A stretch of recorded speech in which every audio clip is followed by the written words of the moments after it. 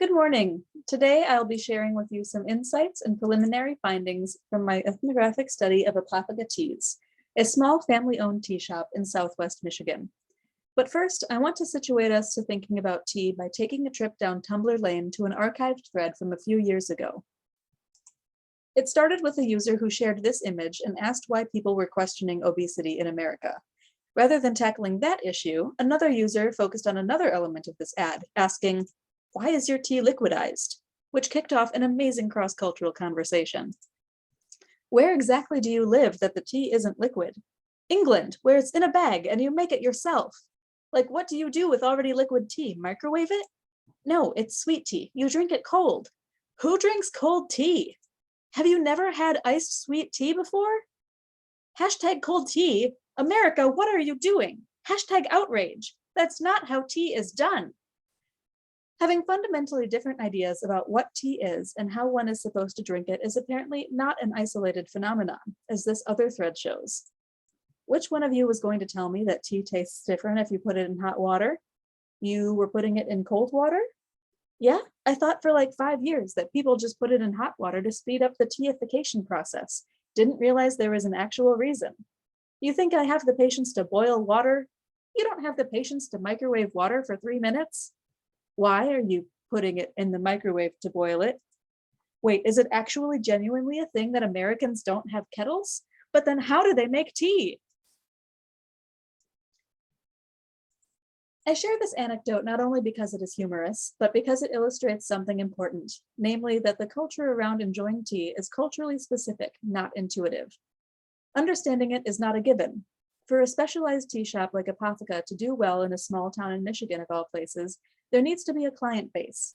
There must be a taste for tea, both in the literal and in the Bordusian sense.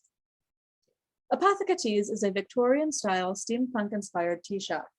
Although this seems incredibly niche, I was surprised to find that Apothica is a vital part of the community in the city in which it is located, and customers who consider themselves regulars range from cosplay enthusiasts and Dungeons & Dragons nerds to senior women lunching and families with young children. Laura Hollister, the owner, or as she likes to call herself, the proprietrix of Apothica, created the space with a vision of inclusivity and a hope of serving the community. This first got me thinking about subcultural space and the process of becoming a regular in a space that appeals across such a broad range. I asked myself, how can subcultural space exist when few exclusionary boundaries are in place? How does subcultural capital function in purposefully inclusive communities? How does one become a regular, or even tea literate? Why, in short, does Apothica work?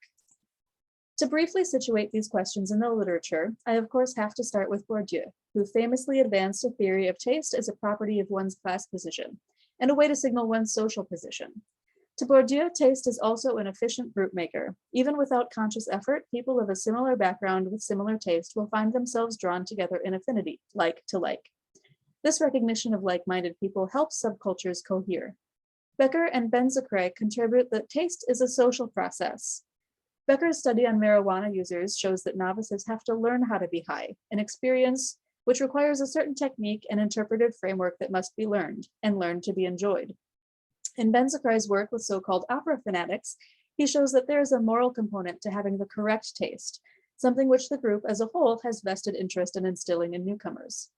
Bull shows how community sense is something visceral that engages people on an aesthetic and emotional level, which allows people to sense who is their kind of person, or more importantly, as Bryson shows in her article, Anything But Heavy Metal, who is not. It turns out that being able to define who is excluded from a group, or what one dislikes, is often easier and more clear than being able to define who is in, or what one does like. This can all be referred to as boundary work, the intentionality that goes into drawing and maintaining lines of community, and which defines insiders from outsiders. My expectation given the existing literature would be to find in Apothica a clearly delineated subcultural space with fairly obvious and impermeable boundaries indicating the kinds of people this place caters to, perhaps with elements of opacity meant to discourage people who weren't already in the know, as tea connoisseurs from being frequent customers in order to preserve the distinction that comes from tea culture. But that is not what I found. To be fair, many customers do find Apothica overwhelming.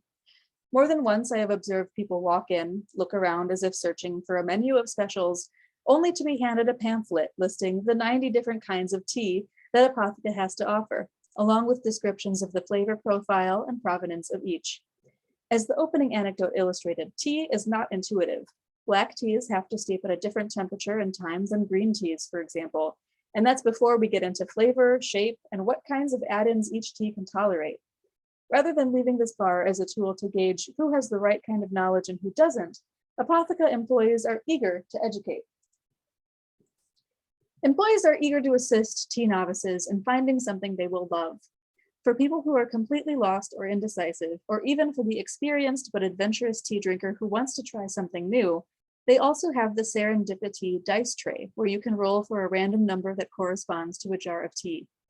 Rather than go in the direction that some might associate with a place that serves something called high tea, Apothica is not a place for gatekeepers or tea snobs, but a place where even long-term and experienced tea drinkers are encouraged to mix it up and try something new.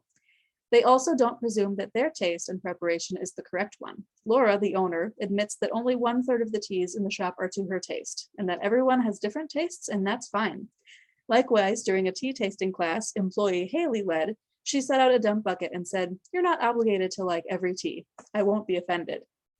Haley says her passion is to educate people about tea because a lot of people can be intimidated at first. The first step, she says, is just getting them to develop a taste for tea, find out what they like, and then once they have that base, to do a deeper dive. She wants people to explore and develop their palates and experience all that tea has to offer, which is why she puts on these tasting events every month. I asked her if people are generally confused and overwhelmed when they walk in if they aren't familiar with tea. She said she sees this all the time. A common question is, do I have to grind this? Haley actually said joyously, and not at all sarcastically, "That's my favorite question. I love that question." She definitely loves teaching people new things and seeing them discover and learn about tea. More people would enjoy it if they just knew. It's all about finding what fits your lifestyle. For a place that serves something called high tea, Apothica does not strive to be inaccessible, high class. Laura's mission is to make quality tea culture something accessible to people who have never had the opportunity to experience it. Tea, she says, is a lot like wine. Much of the taste derives from where the leaves are grown and how it's produced. And sure, there are good, cheaper options that can get you through the day, but at Apothica, customers will have a chance to try very good or even great teas. But it's not a place to be tea snobs. Instead, it's a place to be fun, curious, and yourself. I have this image here because this is one teacup in the shop that is apparently worth hundreds of dollars. It was donated by a woman who wanted to see it used and people getting enjoyment from it. In fact, most of the teacups in the shop have been donated. Laura jokes that she runs a retirement home for teacups.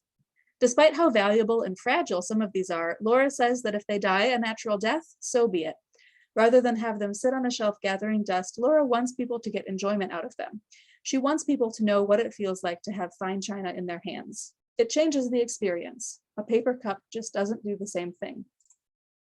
This leads to what I have been calling symbolic co-ownership of space, which I think the following field note illustrates well. Today is Apothica's 2nd anniversary of being open for business. So today they are also holding a ribbon cutting and party to celebrate the opening of the new conservatory's expansion. When it comes time to cut the ribbon, the woman from the Chamber of Commerce asks if Laura would like to say something. Laura says, "I don't have words," and turns to her husband, Shane, and says, "Do you have words?" Shane's remarks center on thanking the customers, community, and employees that make Apothica possible. He mentioned that the opening isn't about us, but was for the customers, community, and employees that support them and enjoy the space they have created.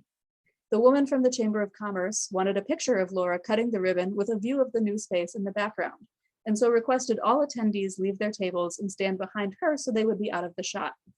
Everyone does so. As Laura is about to cut the ribbon, she hesitates and then shyly asks if everyone could come around and be in the picture with them. One guest even stops in to hold one end of the ribbon, although he is not an employee of Apothica. The photo that was eventually published alongside the press release of the event has everyone standing behind her as requested. You cannot see the new space as well, and it is much busier, not ideal for a press release, but Laura did not want the focus to be on her. As Shane's remarks suggested, they wanted this opening to reflect the joint effort and community support that goes into Apothica. Not my space, but our space. As Laura says, "I don't have good ideas. I'm just open and accepting of everyone, and they bring their ideas to me. My role is to provide a platform and say yes to people." Here are just some examples of where this happens. From the friend of Laura's that comes in each month to arrange the window front display. Most times Laura doesn't even know what it will be ahead of time. To the employees and customers that help come up with new flavors of tea truffles to try, names for new tea flights, the sampler packs there that come in test tubes, and who donate their art, like this octopus sculpture made by a customer. Laura's son has also made items for the shop with his 3D printer, including the tea prognosticator, which customers can use to smell different teas when deciding what to order. It is a highlight of the shop and originally an idea Laura didn't think would work, but a project that she was happy to say yes to when it was suggested. Or this newsletter created by one of the employees with graphic design experience, possibly meant to resemble Lady Whistledown's society papers from the hit series Bridgerton on Netflix. I want to return to Apothica as a steampunk tea shop, which I think is a great metaphor for what Apothica does so well. As Laura says, we're a steampunk tea shop, but that doesn't need to be intimidating. The steampunk genre is one of exploration and curiosity. Although tea is enjoyed in fine china, milk, and sugar are brought out in little beakers like one might find in a chemistry lab. One can find many examples of this more industrial style at Apothica, from the exposed brick walls and pipes to the bare Edison bulbs hanging from the dangling wires that, when combined with the octopus theme, remind me of tentacles. Behind the glass counter sits a decorative plague mask and, of course, test tubes. Apothica is a steampunk tea shop, a word which encompasses both a particular aesthetic style epitomized by Victorian corsets and waistcoats and goggles and gadgets, as well as a genre of literature that deals with the fantasy revisioning of an alternative history of the steam and industrial age. It is both historical fiction and neo-Victorian futuristic science fantasy. Steampunk, as I will show, is more than just window dressing at Apothica. It is a mindset that allows for disparate cultures to come together and merge in a way that creates something new and unique. Like steampunk, Apothica is both old school and trendy. It is fine china and test tubes, high tea culture, and a place that is accessible and inclusive of all. I've been thinking about this idea of bricolage, which refers to this idea of mixing and remixing. In cultural sociology, it is most often associated with subcultural studies, for example, the punk movement, to describe the process of acquiring objects from across social divisions in order to create new meanings, especially when objects that possess one meaning or no meaning in the dominant culture is given a new meaning within a subculture. Ultimately, social bricoleurs are innovators who combine and recombine existing cultural elements or symbols into something that is greater than the sum of its parts. Here we have a man on the electric cello, playing a mix of classical music and instrumental covers of songs by artists such as Metallica and the Beatles, attended by gray-haired women in their 60s and 70s, as well as young adults and their young children. And I think that's a great metaphor for what Apothica does so well. To close on some of the theoretical contributions I hope to make with this project, I add to the literature of purposefully inclusive subcultures with permeable or no boundaries. I advance this concept of cultural bricolage as an affinity builder.